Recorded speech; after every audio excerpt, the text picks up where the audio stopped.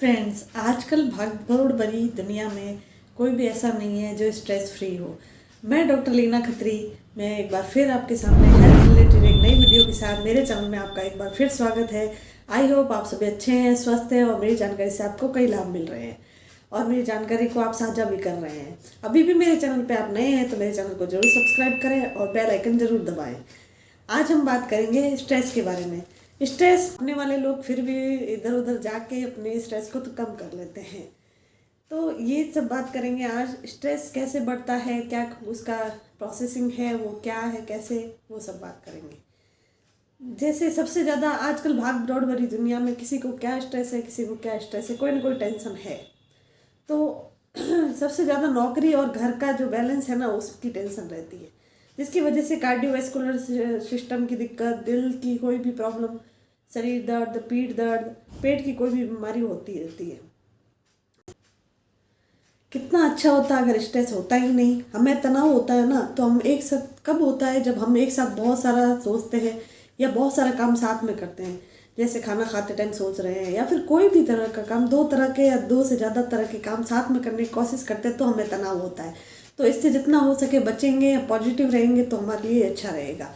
जब हम टेंशन में होते हैं तो हमारा सिंपैथेटिक नर्वस सिस्टम है वो एक्टिवेट होता है। उसकी वजह से बीपी, शुगर और फैट वगैरह भी इम्बैलेंस हो जाते हैं।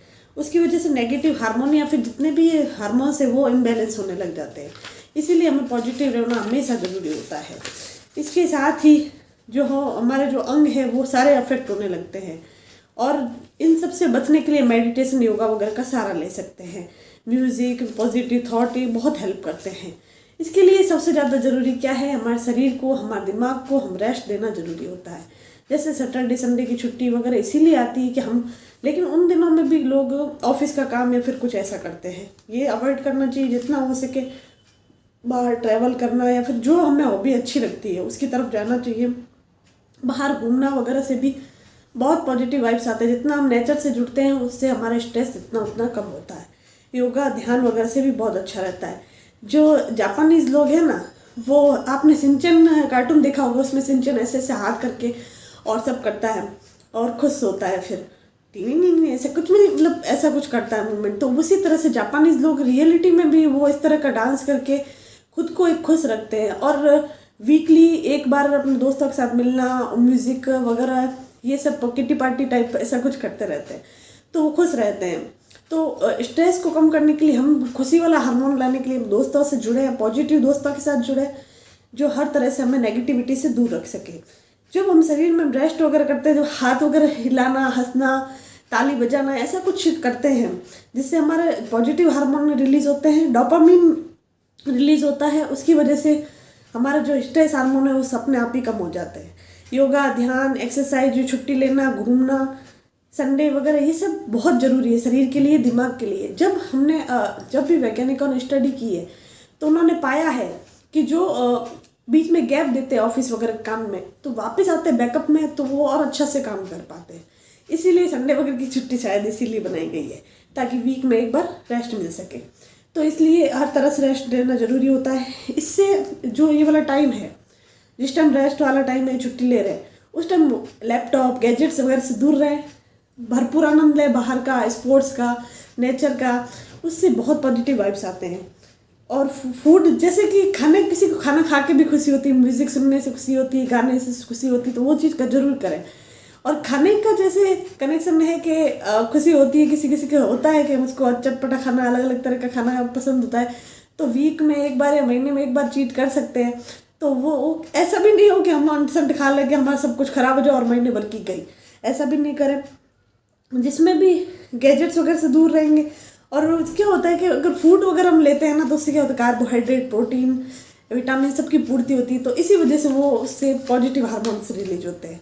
इसके अलावा देखें, स्ट्रेस में सबसे पहला इफेक्ट क्या होता है, सिम्टम क्या आता है, सर दर्द होता है कि मेरे सिर दर्द होता है, टेंशन ली थी इसलिए सर दर्द हुआ, रोए तो इसलिए सर दर्द हुआ, तो गोली का सहारा लेते हैं। लेकिन ये गोली का सहारा लेना गलत है। जैसे अंग्रेजी दवाई की इसमें बात करते हैं, क्योंकि अंग्रेजी दवाई में सभी के लिए सर दर्द है तो सभी का एक ही है, एक ही गोली होगी दर्द की गोली, और उसकी लोग आदत भी पड़ा देते हैं। आदत नहीं पड़ेगी तो अच्छा रहेगा। कभी सिक ली तो इमरजेंसी में तो बात अलग है, नहीं तो किडनी, लीवर सब खराब होते हैं। क्योंकि उन पे ज़्यादा इफेक्ट, उनको पचाने के लिए ज़्यादा काम करना पड़ता है। उसी तरह से जब हमें होम्योपैथी की तरफ बढ़ते हैं तो वो कारण की तरफ बढ़ते हैं हम।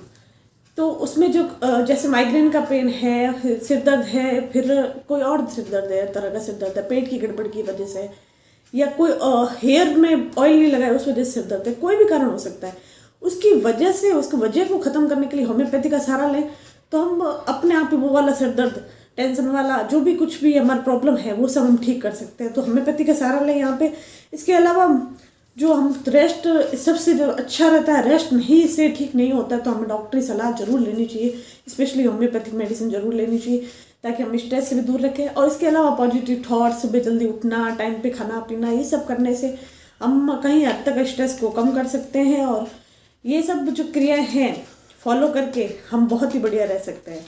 अपनी हेल्थी डाइट के लिए, हेल्थी के सब रहने के लिए मेरे चैनल को जरूर फॉलो करें, लाइक करें, कमेंट करें और मेरे वीडियोस को शेयर करें और बेल आइकन जरूर दबाएं ताकि मेरी नई नई वीडियो आप तक पहुंचती रहे। धन्यवाद।